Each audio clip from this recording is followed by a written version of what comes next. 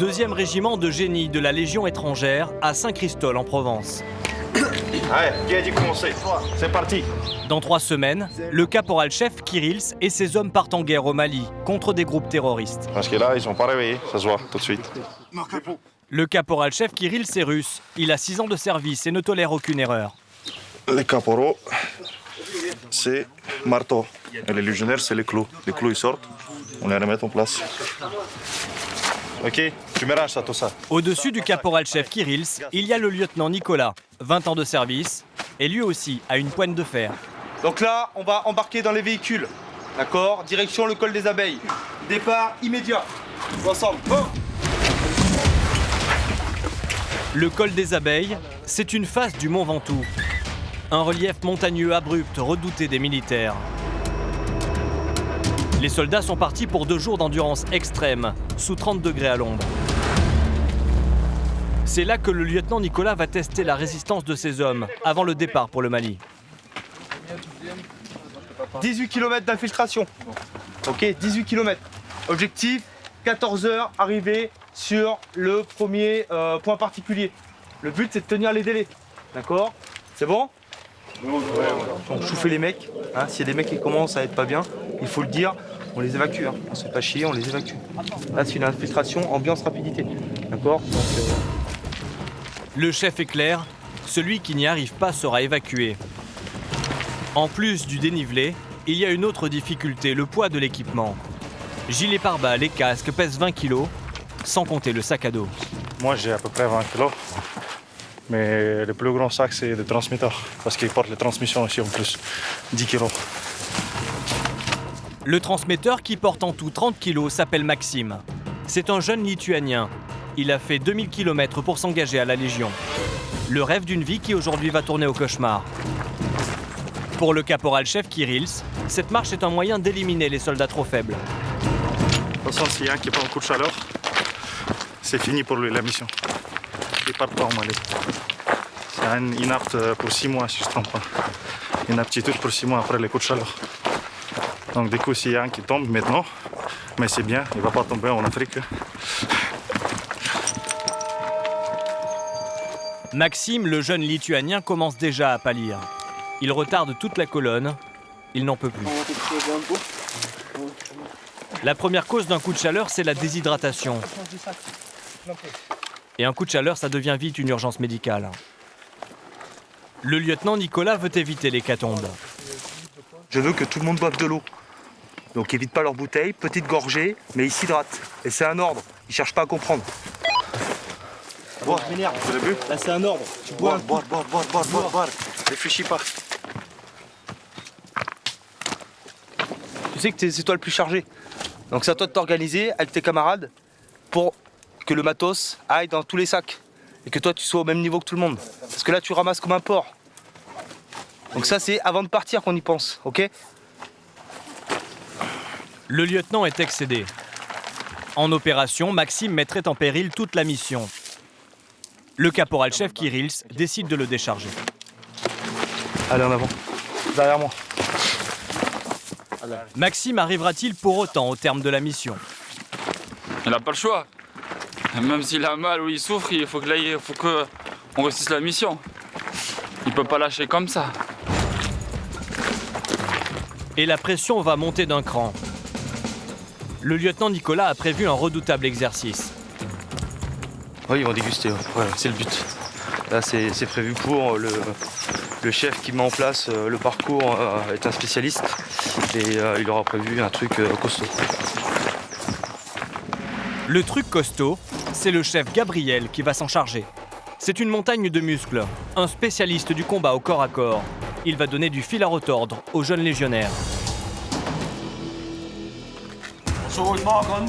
Le 2e régiment de génie de la Légion étrangère, ce sont 920 militaires et 130 nationalités différentes. Toute l'année, ces hommes venus du monde entier s'entraînent pour être projetés sur les théâtres d'opération les plus dangereux. Cette fois, ils embarquent pour le Mali. Ils vont participer à l'opération Barkhane, qui a succédé à l'opération Serval en 2014. On aborde l'objectif, on se met en bulle de sécurité autour de l'objectif face au sud. Barkhane, c'est une grande opération militaire de contre-terrorisme. Sur un territoire grand comme l'Europe, plus de 4000 soldats français sont engagés. Entre Serval et Barkhane, cette guerre a déjà coûté la vie à 20 militaires. J'ai pas tout enlevé, ça commence à cramer trop. Pour le sergent Grégory, fils de légionnaire et spécialiste du déminage. Ok, vous mettez en place des HPM, on va les checker. Et pour le chef de section, le lieutenant Nicolas. Il y a encore une menace. Ce sera l'une des missions les plus difficiles de leur carrière. Certains compagnons d'armes vont être touchés. Après un drame, tous les soldats de la section doivent parler, mettre des mots sur ce qu'ils ont vécu. J'ai cru qu'on arrivait sur la mine. J'ai cru que voilà. C'était nous, parce c'était que nous qui j'ai senti côté droite, en arrière, que soulevait quelque chose. Voilà. Plongé avec la Légion étrangère dans le piège du désert. Au Mont Ventoux, le chef Gabriel va éreinter les légionnaires. Allez les gars, on s'active un peu. C'est un expert en matière de combat rapproché et en self-défense. Donc c'est moi qui prépare les sections qui partent en Afghanistan, au Mali, ainsi qu'en Vigipirate et au Sentinelle. Là, ils vont souffrir un peu. Je vais transformer des chats en tigres. On va voir les résultats. Et pour transformer des chats en tigres, le chef a une méthode bien à lui. Vite. Ça essaye de réfléchir. Plus on travaille les bras, plus on réfléchit mieux. L'objectif, c'est d'épuiser les hommes au maximum, déjà éreintés par une vingtaine de kilomètres de marche.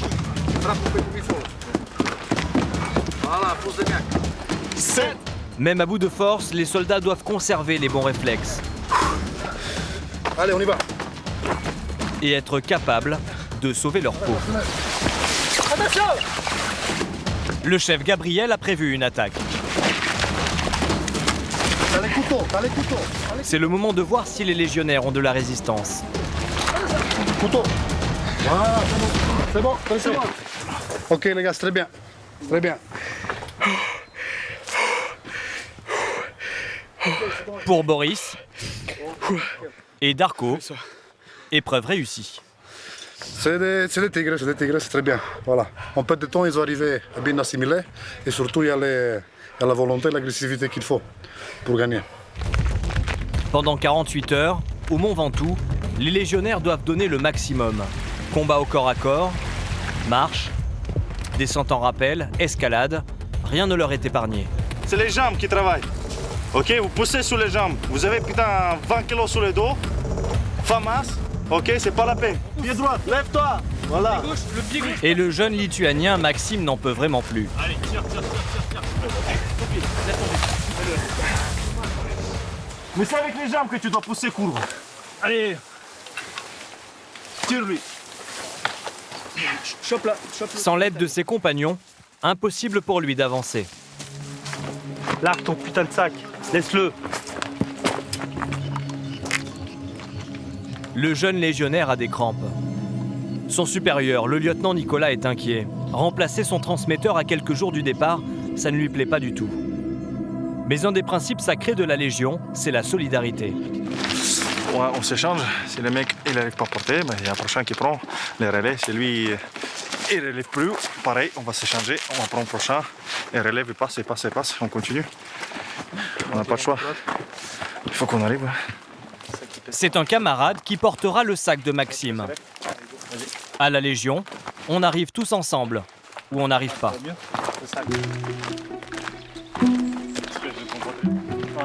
Mais bon, c'est pourri. Maxime a retrouvé le sourire et sa bonne humeur.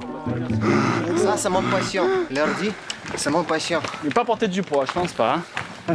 C'est pas une passion, ça. Faut pas pour un jambon à moi, parce que si tu me dis que c'est ta passion, je te donne mon sac encore si tu veux. Allez, c'est bientôt fini. C'est mon boulot. En guise de récompense, la section va passer la nuit dehors, à 1000 mètres d'altitude, à la fraîche. Ce qui plaît au sergent Grégory. C'est pas rigolo si je dors dans un matelas. Moi, je suis pas né pour dormir dans un matelas. Hein. On est pas mal. Ok. Il faut dire qu'il est fils de légionnaire. Il a ça dans le sang. Comme la discipline d'ailleurs. Les sacs et tout sont cachés sous les bâches. C'est pas des clochards, les bouteilles qui traînent, je sais pas quoi. Tout caché sous les bâches. Comme ça, c'est carré. C'est bon pour ça? Ce soir, les corps sont marqués. Admet est un jeune caporal d'origine albanaise. Il s'est brûlé les mains en rappel, mais c'est un dur à cuire. Qu'est-ce qui t'arrive? Je vais faire old school avec le couteau. C'est bon. Mais c'est ça. Sinon, je vais l'infecter. Qu'est-ce que vous dites? Ah voilà. Ça trouve. Ah voilà, c'est bon. Tu as besoin de ça aussi. Tu coupes deux côtés parce qu'il prenait comme ça. Je viens d'être jeune militaire. Ça m'arrivait chaque fois d'aller au niveau du pied.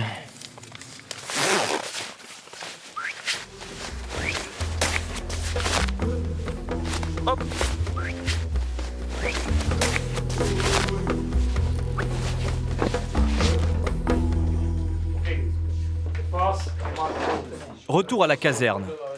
Toute la section va partir au Mali, y compris Maxime, le transmetteur. Procédure d'urgence. Personne à contacter prioritairement, c'est ici. Fini les exercices, ils s'en vont en guerre. Face aux légionnaires, un papier d'assurance pour le cas où ils ne reviendraient pas. C'est pareil pour assurance. Ne faites pas des conneries. Assurance, si vous arrive quelque chose, c'est pour vos parents ou c'est pour vos enfants. C'est pas pour la copine qui vous connaissez depuis 2 mois. Réveille-toi, camarade. Faites pas des conneries, les gars. Est-ce que c'est bon? Oui, chef. Du côté d'Admet, le jeune caporal albanais, le message est bien reçu. Je suis pas assez con pour mettre une copine si ça m'arrive quelque chose. Je sais que même mon père, il n'a pas besoin de l'argent s'il m'arrive quelque chose, hein, mais c'est mieux que ma famille récupère les primes qu'une copine. Pour le lieutenant Nicolas, c'est le 8e départ. Il connaît les risques du métier. En fait, avant le départ, on fait des photos type trombinoscope, de manière à voir des photos actualisées des légionnaires qui partent avec une belle tenue pour qu'on puisse avoir une photo actualisée du personnel qui serait blessé, gravement blessé ou qui pourrait être amené à nous quitter, quoi. Voilà. Donc malheureusement, faut le faire et faut penser à le faire, quoi. Même si c'est pas très réjouissant. Si le lieutenant est aussi ému, c'est qu'en opération, il a déjà perdu des camarades. Ban. Oh, ban. Ok. C'est fait. Bon. Ah bon. Pas seulement. Non. Voilà.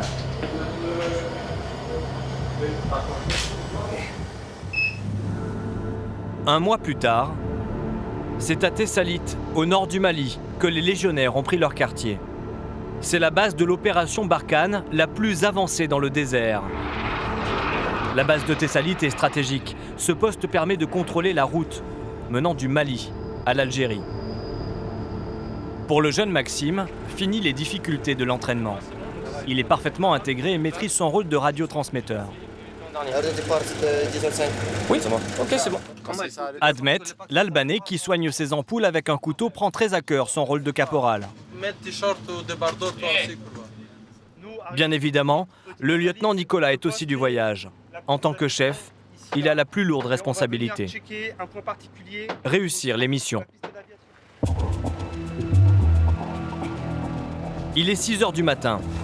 Depuis son arrivée, le sergent Grégory enchaîne les sorties sur le terrain, à un rythme très soutenu. Alors là, j'ai comptabilisé, je suis à ma 15e patrouille. Tous les 2 jours, on sort. La section du sergent Grégory appartient au génie. Ces hommes sont des experts du déminage. À chaque sortie, ils sont présents pour protéger les autres unités. Notre mission, c'est d'escorter la section mortier. On va la ramener sur une position, ils vont tirer leur obus de mortier fumigène et après on reviendra sur la zone vie. Escorte aujourd'hui. On protège le convoi. Et en espérant qu'il n'y a rien qui se passe sur la route, qu'on ne trouve pas d'engin explosif et que la mission se passe bien et que tout le monde qui rentre à la maison. Le convoi se dirige vers une position située à une dizaine de kilomètres au nord de la base. La section d'artillerie doit y réaliser des tirs. Normalement, les soldats seront revenus dans quelques heures. Dans cette zone de guerre au cœur du désert, l'ennemi est quasi invisible. Il peut être partout. Et alors que les militaires s'approchent de leur objectif, une explosion retentit. Lui qui a pété devant. C'est Morphine qui a sauté pour l'instant. Le véhicule sanitaire, avec 4 personnes à son bord, dont un infirmier et un médecin, a été touché. Allez, recule, recule. Vas-y, encore. Là. Une embuscade est possible. Ok, 0,525. Allez, sortez. Les hommes ont leur chargeur engagé. Ils sont déployés sur ordre du lieutenant Nicolas pour protéger la zone. Maintenant, il se passe quoi? Un VAB qui a sauté sur un IED. Donc là, on met les mesures de protection en cours pour l'évacuation. Un IED, c'est un engin explosif improvisé. Les dégâts sont très importants. En sautant sur la mine, le véhicule médical s'est décomposé et n'est plus qu'un amas de ferraille en feu. L'urgence absolue maintenant, c'est l'évacuation des blessés. Les bras. Ok, Majorette, t'envoies des mecs là. Allez, 3 mecs qui viennent. Aurélie. Ouais. Ton PVP. Ok. Ok, ça arrive. Au sol, le pilote du véhicule grièvement atteint.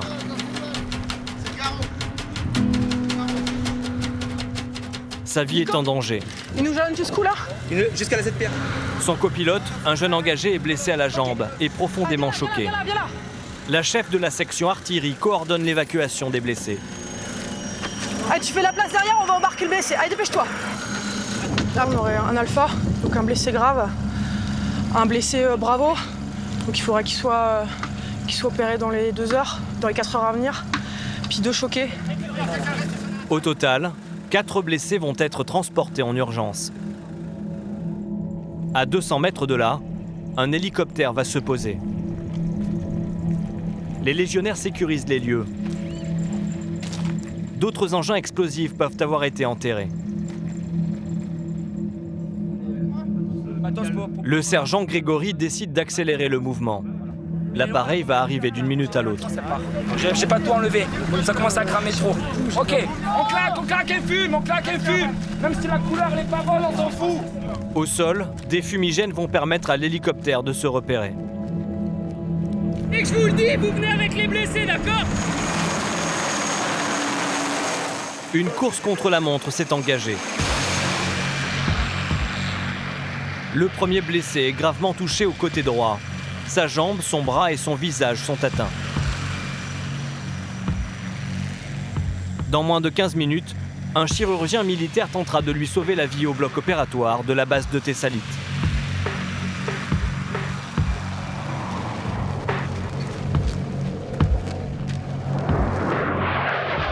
Pour assurer la protection des légionnaires, l'armée de l'air a déployé ses avions Mirage. Ils volent à une centaine de mètres au-dessus du sol. Il y a aussi des hélicoptères, prêts à faire feu. L'incendie du véhicule sanitaire a redoublé d'intensité. Il faut absolument le maîtriser pour ramener l'engin à la base. Pas question de le laisser à l'ennemi. Il en ferait un trophée de guerre et une image de propagande. Alors chef, est-ce que c'est nécessaire qu'on ramène les extincteurs ou pas? Là, ça va arriver là. Oui, c'est nécessaire. On continue d'éteindre quand même. Ah oui. Ok. Mais les légionnaires font face à une autre On ne difficulté. sait pas qu'est-ce qu'il y en a en dessous, on s'arrête, je regarde vite. Une deuxième mine pourrait être placée sous le véhicule. Il y avait quoi, Adèle? Il y a oxygène. Donc là, normalement, cette danger-là, il n'y en a plus. Munitions, tout est en sortie. Mais par contre, on ne sait pas qu'est-ce qu'il y en a en dessous. Est-ce qu'il y en a un deuxième? Pour éteindre l'incendie, des hélicoptères acheminent de gros extincteurs depuis la base.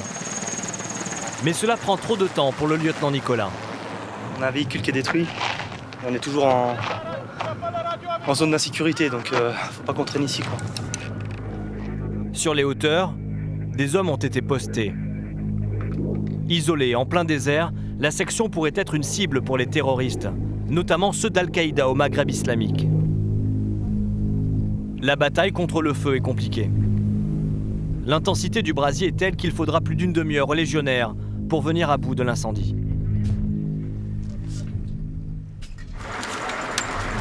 L'adjudant-chef grec a pris position, c'est un spécialiste du déminage. Finalement, après vérification, il n'y a pas d'autre engin explosif. Le lieu sécurisé, c'est un véritable travail d'enquêteur qui commence. C'est notre travail, c'est découvrir les causes des incidents et de cet incident. Ensuite, récolter tous les indices que l'on peut retirer de la scène. Tous les éléments que l'adjudant-chef grec va récupérer seront ensuite analysés au laboratoire par des enquêteurs. Pour son collègue, le chef Victor, cette scène de guerre fait ressurgir de bien mauvais souvenirs. On a vu ça en Afghanistan plusieurs fois. Ça nous fait un rappel, mauvais souvenir, mais ouais, ça arrivait souvent.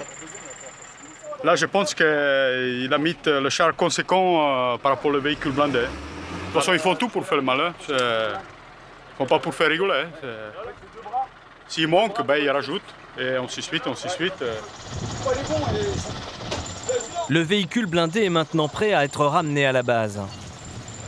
Mais avant de le rapatrier, les soldats vont récupérer tous les débris et effacer toutes les traces dans le sable.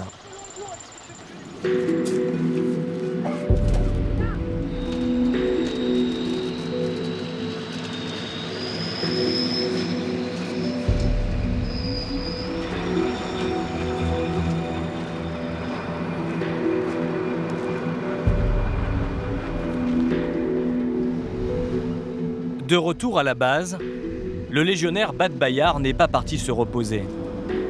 Il a immédiatement pris la direction de l'infirmerie.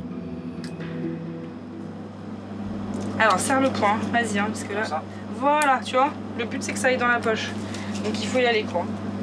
L'un de ses amis blessés a un besoin urgent de sang. Oui. Il n'a pas hésité un instant. C'est très important pour moi, vraiment, c'est un camarade il est blessé grave. Et en plus, quand elle était blessée, moi je suis juste à côté de lui. Voilà. Qu'est-ce qui s'est passé? J'ai oublié tout. Voilà. Pour moi, c'est très important. Après avoir vécu une telle scène de guerre, le risque est grand de subir des séquelles psychologiques. Alors le sergent Grégory a réuni ses hommes pour en parler, pour évacuer le stress. C'est lui qui était en première ligne et qui a sauvé la vie du blessé le plus grave. Le cas le plus grave, c'était le conducteur. Ok, vous êtes tous venus, machin. Et ils étaient déjà en train d'ouvrir la porte, mais après, voilà, on l'a tiré, ça a cramé, ok. Si on n'arrivait pas à le sortir, vous imaginez, le mec, il y reste. Et là, c'est un autre paire de manches. Hein. Parce que déjà, il criait, vous avez entendu que ça criait. Le mec, il a ramassé, voilà, le pauvre, c'est, voilà. On l'a sorti, mais il est vivant. Je peux vous dire que vous avez fait votre boulot. Voilà, c'est ça. Même qu'il a un bras et une jambe en moins, il sera vivant, il pourra peut-être parler à moitié, mais il parlera, mais il est vivant. Voilà. Pourquoi? C'est parce que vous avez fait votre boulot bien. Lorsque le véhicule a sauté sur la mine, ces légionnaires n'étaient qu'à quelques mètres. Chacun d'entre eux va raconter le choc qu'il a vécu. Ok, je commence par dire, mais toi qui es radio-tireur, qu'est-ce que tu as vécu? Tu as ressenti quelque chose dans l'équipage devant? Ok, onde de choc, ouais, ça a compressé. J'ai cru qu'on arrivait sur la mine. Voilà, c'était nous qui j'ai senti côté droite, en arrière, que soulevait quelque chose. Voilà. Ça va vite, c'est même pas 3 secondes. Après, vous avez parlé, essayé d'aller les calmer. Voilà, j'ai entendu ça. Après, ça va vite. Ça va vite. Il y a des choses que. Pas de temps pour réfléchir. Voilà. Pour moi, c'est pas de temps à réfléchir. C'est pas ça, voilà. Ok. Le sergent a déjà vécu de tels drames en Afghanistan. Il veut déceler tout syndrome post-traumatique à temps. Si ça va pas, ça va pas. Ça, voilà, on est des humains, on n'est pas des robots et ça peut choquer plus tard. Dans 1 mois ou 2 mois, ça peut revenir. C'est sûr que vous allez y penser, et moi le premier. Voilà, mais sachez que ça peut arriver chez nous. Voilà, c'est ça surtout. Et voir que votre camarade qui est à côté, avec un bras en moins et une jambe explosée, je pense que voilà, ça peut titiller le cerveau. C'est bien. Ça va percuter, c'est très bien. C'est bon pour moi, les gars. Rangui, tu regardes? Ouais, tu vas voir, s'il te plaît, pour les 2 extincteurs, là. Attends, mais c'est bon, je vais venir avec toi. Ah, ça, c'est la béquille à qui? À Rangui? Malgré le drame, en zone de guerre, pas question de relâcher. Le sergent Grégory doit repartir sur le terrain. On va prendre les consignes avec le chef de section, avec tous les éléments qui sont concernés pour la mission. L'état-major ne laisse aucun répit à l'ennemi. Une importante mission se prépare. Plus de 80 hommes vont être déployés. Mais pour contrer la menace terroriste, il faut que chacun comprenne exactement son rôle. Il représente le terrain, ce qu'on va avoir sur le terrain demain. Au sol, chaque pion représente un véhicule. Chaque déplacement qui se fera le lendemain doit être minutieusement préparé. C'est comme si on jouait, pas une pièce de théâtre, mais que chaque acteur de la mission sache ce qu'il a à faire pendant la mission. C'est dans le détail. Il faut être méticuleux. D'accord, la réussite d'une mission se fait vraiment dans le détail et que tous les éléments qui sont présents sur la mission soient le plus coordonnés possible. Après 30 minutes de briefing, le sergent Grégory est prêt pour la nouvelle opération.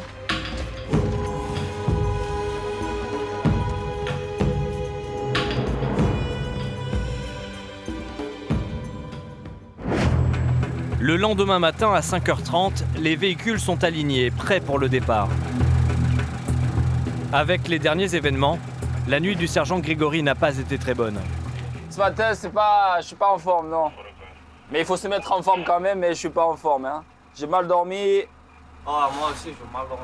Laisse tomber, toi. Mais bon, c'est pas grave. C'est le matin, quand on va commencer à marcher, c'est bon. On n'a pas le choix de toute façon. On n'a pas le choix, c'est comme ça. Hein.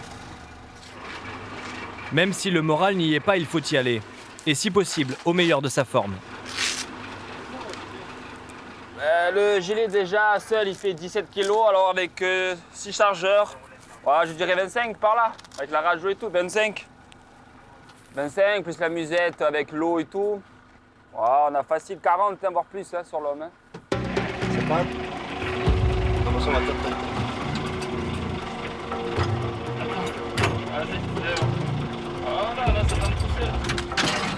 Allez, c'est parti, les crocodiles, là, on y va. Le sergent Grégory se rend dans une zone montagneuse. Le renseignement militaire pense que les terroristes y cachent des armes, des munitions et même des explosifs. Ici, l'ennemi peut être partout. Le travail qui attend les légionnaires est titanesque. Ouais, allez, les sacs, les musettes, après on se poste autour du véhicule. Action. Sous un soleil de plomb, ils vont devoir tout inspecter. Caillou après caillou. Rocher après rocher. Sur des kilomètres carrés. Donici, tu aides le caporal à checker les cailloux là. Les armes ils peuvent être cachées souvent dans des gros cailloux comme ça, les cairns, des gros cailloux. Plus facile pour cacher l'armement, des munitions que les cailloux qui sont par terre comme ça. C'est vraiment des caches d'armes, hein. Ils utilisent beaucoup les gros cailloux pour cacher l'armement en dessous. Si vous avez la lumière, n'hésitez pas les gars, envoyez un coup de sonde à la lumière. Hein. Après seulement 30 minutes de recherche, une information inquiétante parvient au sergent Grégory.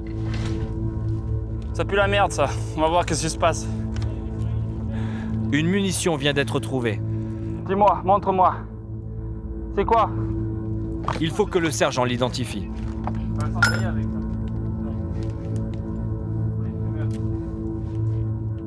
C'est un déchet, ouais, correct. Rien, c'est juste un déchet de tir. Oui, c'est l'obus éclairant.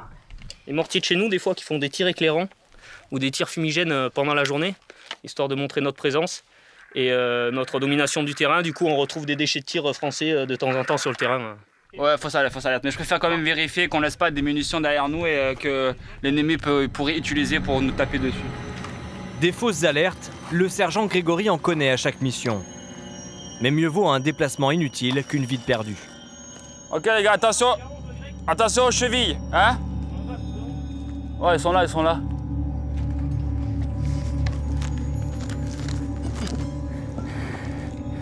Cela fait 4 heures que la mission a commencé, quand les hommes du sergent Grégory repèrent quelque chose.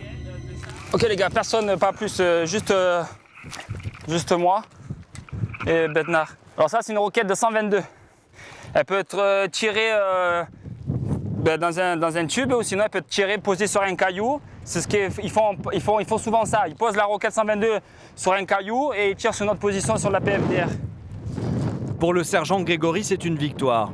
Plusieurs de ces roquettes ont déjà explosé près de la base. Oui, à l'impact, ça peut faire pas mal de dégâts. Hein. Ça peut faire mal, oui, surtout sur des personnels. Beaucoup. 50 mètres facile déjà, on se prend des débris. Hein. Le sergent Grégory veut détruire la roquette, mais pour cela, il va devoir patienter très longtemps. Moi, je demande un ordre de destruction sur place. Moi, je ne peux pas, moi, tout seul, confirmer que je peux détruire. Ça monte jusqu'à les grands chefs, et après, ça redescend, et je prépare mon matériel, et je fais une destruction sur place. Je ne peux pas prendre l'initiative de détruire tout seul. Car toute une chaîne d'autorisation doit se mettre en place. Et le commandement général des opérations est à plus de 1000 km de là. Sous le soleil, il fait près de 40 degrés. L'attente est interminable. 11h41 degrés. Chaleur qui tue. C'est long, c'est long. Faut attendre. Le sergent Grégory doit s'armer de patience. Il faudra 2 heures pour recevoir la précieuse autorisation. Ouais, c'est arrivé. On va pas perdre de temps parce qu'on a déjà cramé au soleil. Là, je vais couper 2 mètres. Comme ça, j'ai le temps de rembarquer dans mon véhicule et de m'écarter de la zone d'explosion. Sur la roquette, le sergent pose un puissant explosif. La manipulation est dangereuse. Ok, reculez là-bas quand même, on sait jamais. À tous les 30, vous me rendez compte dès lors que tous vos personnels ont embarqué et porte verrouillée. Chaque soldat doit se mettre à l'abri.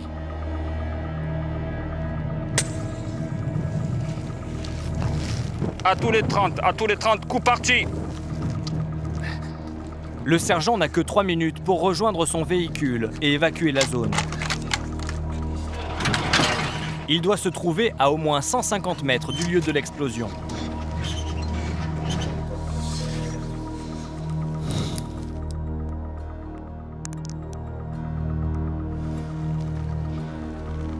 Putain, pourquoi ça n'a pas sauté? Ok. Mission réussie. L'engin est pulvérisé.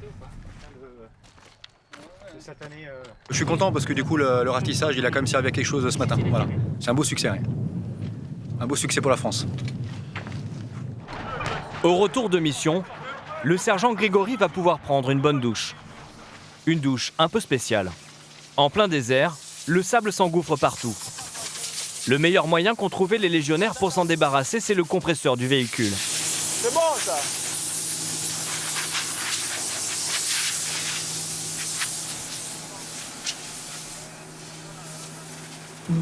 Ce jour-là, le sergent Grégory a une très belle surprise. Eh ouais, voilà, petit colis. Ça fait du bien, non? Ouais. Ouais, c'est les parents, ça. La famille. On va voir, on va voir. Je suis en train de charcuter. Voilà. Oh, des bonbons, une lettre. Et voilà. Voilà. Des bonbons. Ah, ça, c'est la base.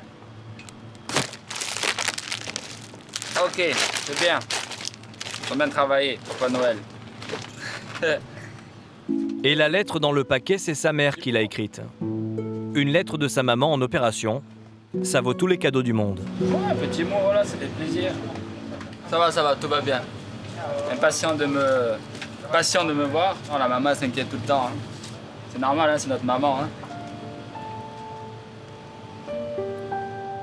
Ce soir, le Wi-Fi d'ordinaire capricieux fonctionne correctement. Une bonne surprise pour le lieutenant Nicolas.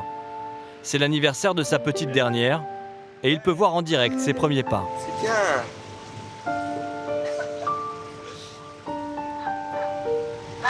Ah voilà. Dodo? Tu vas dodo maintenant? Non. Allez, tu fais un bisou? Fais-moi un bisou. Mouah. Ok. Allez. Ouais, bisous. À plus tard. Là, on arrive à mi-mandat, ça commence un petit peu à peser, quoi, pour tout le monde, hein, pour la famille qui est restée en métropole, pour nous qui sommes ici également. Donc, c'est bien d'avoir des nouvelles par Internet, voilà. Là, ils sont en vacances chez mes parents, donc ça va. Ils sont occupés, donc ils n'ont pas le temps de cogiter, quoi. Non, j'ai pas trop le temps de cogiter non plus, hein. Heureusement d'ailleurs. Heureusement.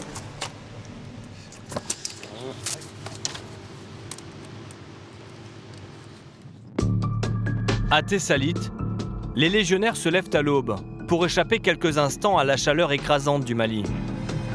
Dès 5 heures, ils s'entraînent. Garder la forme est une obligation.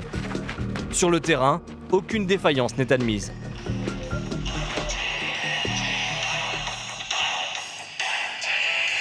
Ouais, c'est le même matin. T'es vide, t'es récupéré avec le sommeil. C'est le meilleur temps pour moi. Comme ça, on fait du sport, on fait douche vite fait, et après, c'est parti à travailler. Hein. Même ça.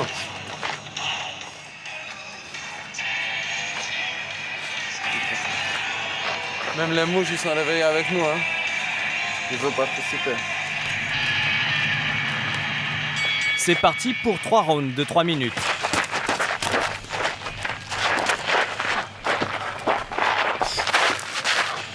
Ça va être le bagarre.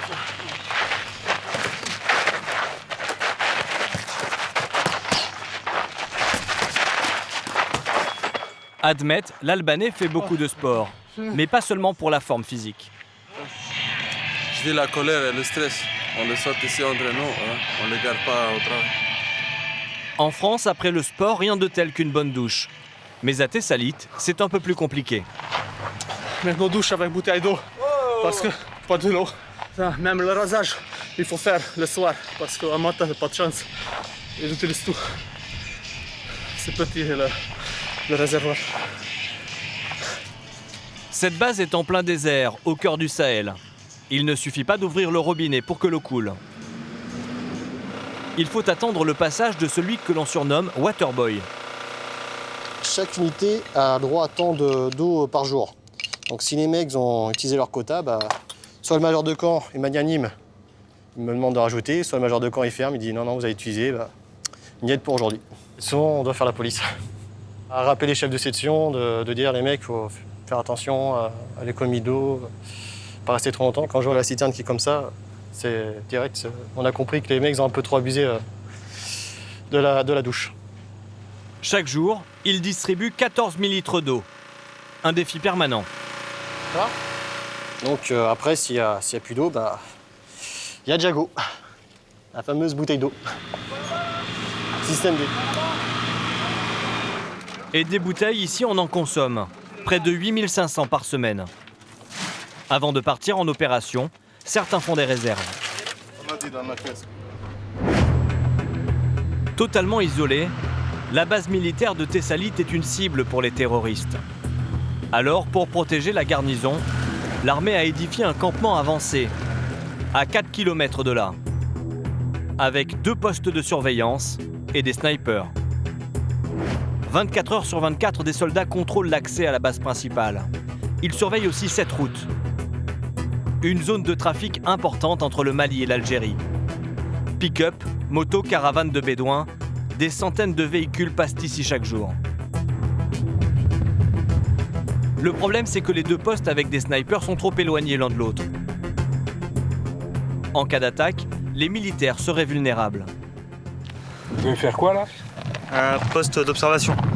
Comme celui qui a plus à l'ouest. Donc le but est de resserrer le dispositif de manière à ce qu'il y ait la liaison entre les 2 postes et que les gens ne se sentent pas isolés en cas de prise à partie.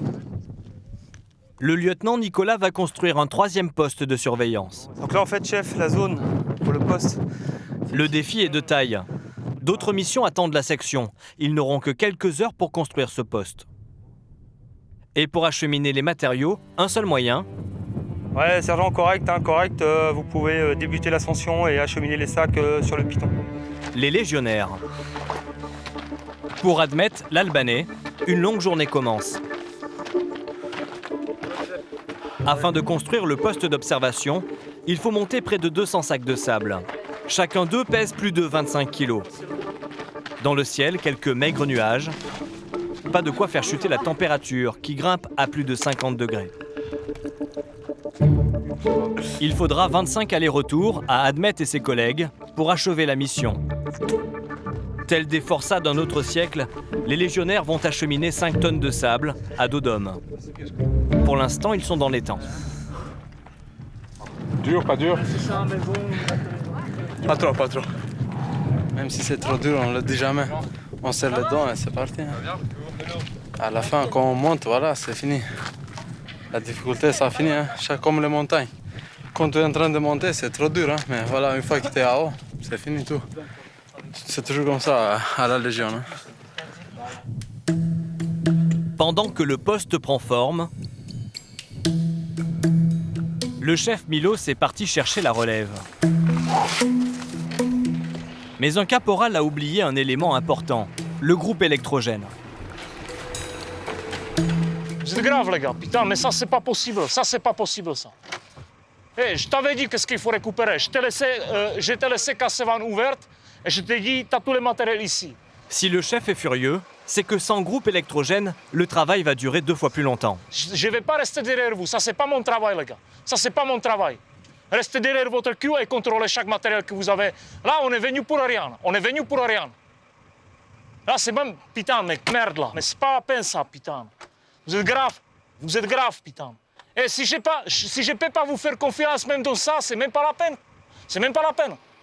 Vous allez faire à la main, vous les coupez à la main, et je m'en batte les couilles, Putain de merde là. À la prochaine erreur, le chef promet la sanction.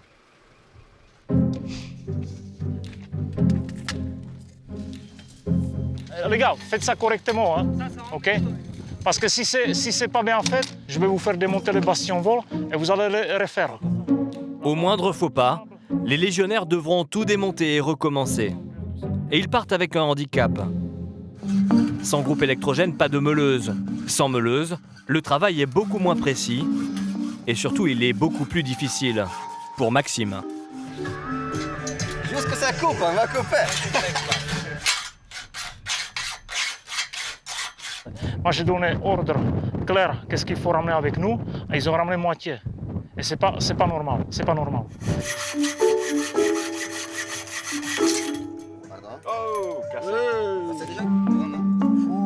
Avec le bon outil, la poutre aurait été sciée en 3 minutes. Avec cette simple lame, il faudra 3 heures pour en venir à bout. La prochaine fois, ils n'oublieront pas le groupe électrogène. Reste à savoir si le chef Milos est satisfait. Bon chef, vous êtes satisfait? Pas tout à fait, mais bon. Rangez tout correctement derrière. Les légionnaires peuvent être fiers d'eux. En un délai record, ils ont réussi à créer ce nouveau poste.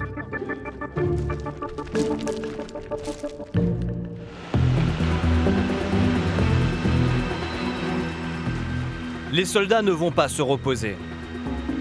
Sur la route de la base, ils font face à un événement inattendu. On leur signale un véhicule suspect. Objectif en vue, environ 500 mètres face midi.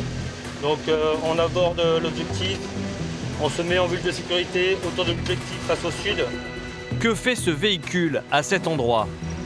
Il est au bout de la piste d'aéroport. C'est une zone protégée. Les occupants sont-ils en train d'espionner pour le compte d'un ennemi? Prépare-t-il une attaque? Le lieutenant Nicolas décide d'intervenir. Les légionnaires se déploient en arc de cercle pour assurer sa sécurité. Vous êtes combien là au total? Combien de personnel? 6-7. Est-ce que vous avez les pièces d'identité? Oui, il y a la pièce. Tout le monde? Ces 7 Maliens affirment que leur véhicule est en panne. Mais est-ce la seule raison de leur présence? On vous passe un par un? Le lieutenant Nicolas trouve cela étrange.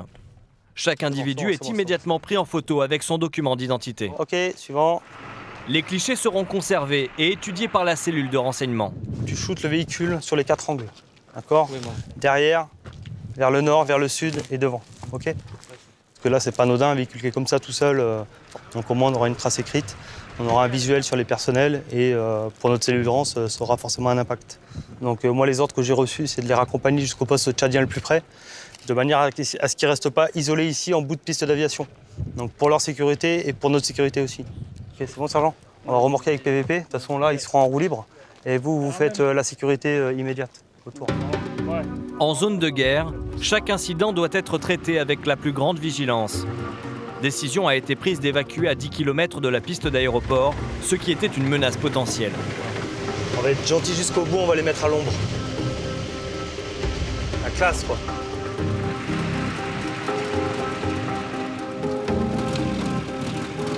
C'est bon? Oui, c'est bon. Merci. C'est bon, on fait là? On fait demi-tour.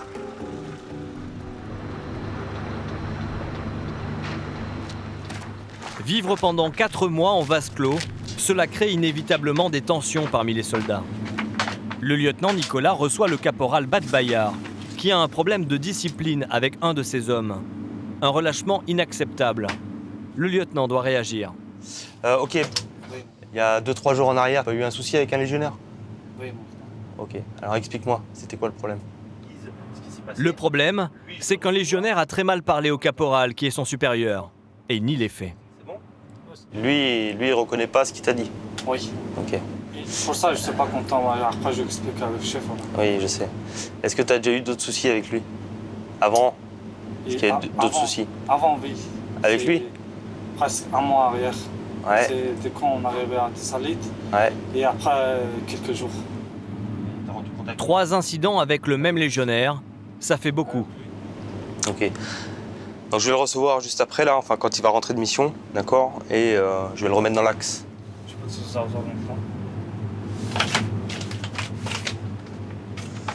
Remettre dans l'axe, pour vous, ça signifie quoi? C'est reprendre tous les petits comportements déviants qui peuvent polluer le groupe, qui peuvent polluer la section et qui peuvent polluer au final la mission.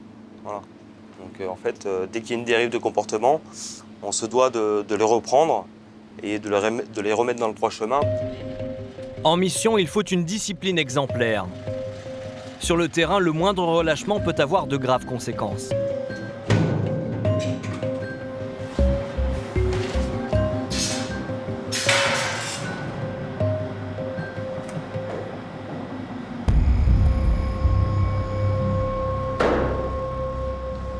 Est-ce que tu sais pourquoi je te reçois? Problème avec le caporal.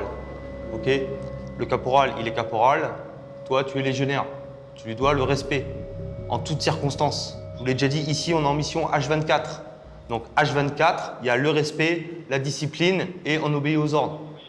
C'est clair? Donc, je te mets un avertissement. Prochaine fois qu'il y a un problème de ce titre-là avec un caporal, un sergent ou un autre camarade, je te sanctionnerai. Tu peux disposer. Pour Darko, c'est la dernière chance. Encore un manquement et il risque les arrêts. Une sanction qui pourrait le suivre toute sa carrière.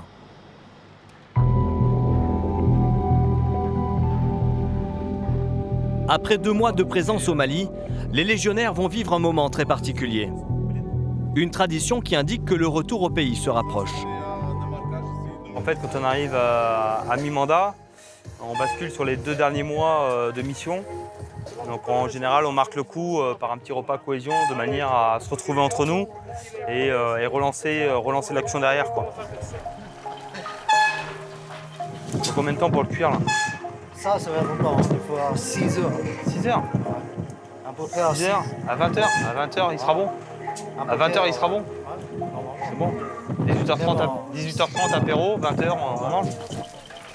La mission du jour pour Maxime, le Lituanien, c'est de réussir la cuisson du cochon. Une attention particulière de son chef. Ouais, c'est lui spécialiste. Désigné spécialiste. Voilà. Bah, c'est-à-dire que c'est moi qui désignais le spécialiste. Donc j'ai dit, ok, maintenant c'est toi spécialiste. Et il est devenu spécialiste. Voilà. C'est tout simple. Cohésion. Après 6 heures de concentration pour Maxime, voici le résultat. C'est presque prêt. Le festin va pouvoir commencer. Mais à la Légion, pas de soirée sans chant. Et le lieutenant Nicolas est inquiet. Et ensuite, le refrain régimentaire avec le boudin. C'est bon ça ou pas? Bien sûr. Donc les mecs, ils chantent. Je suis pas tout seul à chanter comme un fruit, quoi. Sinon, ça va gonfler. Non, j'ai pas de doute, mais c'est vrai que les plus jeunes légionnaires, ils n'ont pas forcément l'habitude de ce genre de tradition. Ils l'ont vu 1 ou 2 fois dans leur jeune carrière. Manifestement, le lieutenant a raison. Un entraînement était nécessaire. Ouais, la même temps. Moi, comme j'ai dit, en plus, il n'y a pas de régiment. En plus, et là, on suit. Régiment, étranger, deuxième.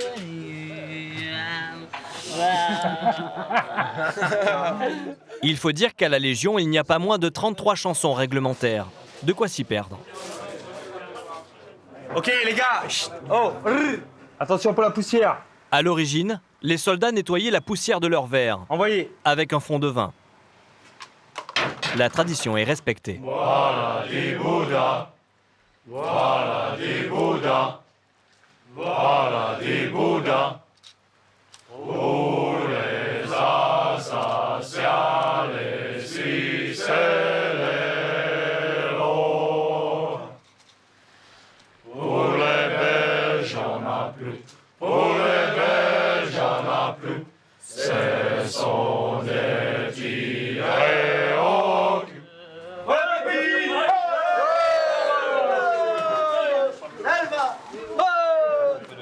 Mi-mandat, il nous reste encore 2 mois à tirer. Ça sent le kérosène comme on dit, mais il est loin le kérosène. L'avion, ça sent l'avion, le départ, mais on est loin. On est à la moitié, encore 2 mois, il faut rester. Le meilleur sentiment qu'il y a dans une mission, c'est quand tu montes dans l'avion de retour. Tu vas faire une belle sieste là. Tu ouvres les yeux, tu es déjà en France. Oui, tu es déjà allé à Paris. Tu vas regarder, tu vas voir des lumières de loin. Tu te dis putain, mais je suis en civilisation Europe. En attendant, les légionnaires vont profiter du cochon préparé par Maxime. 2 mois plus tard, tous les hommes de la section rentreront sains et saufs au pays. En 4 mois, ils ont accompli 45 missions sur le terrain.